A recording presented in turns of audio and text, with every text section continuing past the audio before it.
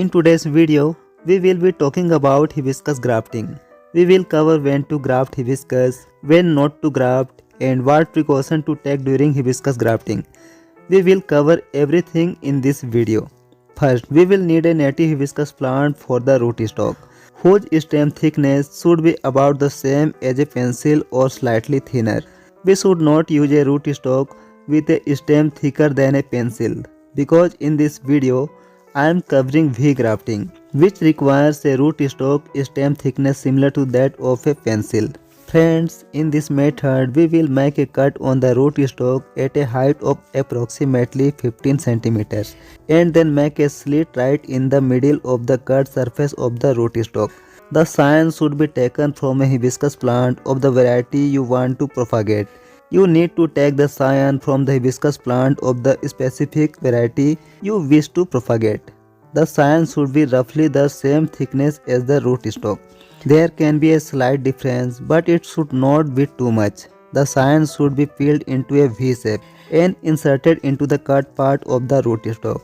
Make sure to peel the scion to the same length as the slit you made in the rootstock. The scion should be set onto the rootstock and tightly tied with stretchable plastic. No air or water should be able to enter the grafted portion. If you are grafting during the rainy season, cover it with plastic and place it in a location with partial shade or even in full sun.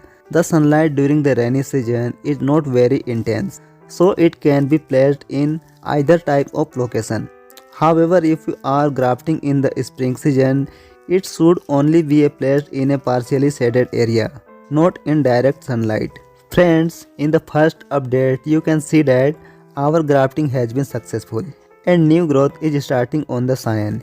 If you see any new growth below the graft union, remove it immediately. Otherwise, all the nutrients that should be going to the grafted scion will be taken up by the unwanted branch. On the grafted plant, we only want the part above the graft union to grow. In the second update, new buds have also started to form. Now, to prevent the buds from dropping, you can start feeding the plant. You can use NPK 0050, dissolving a quarter teaspoon in 200 to 300 ml of water and applying it to the plant.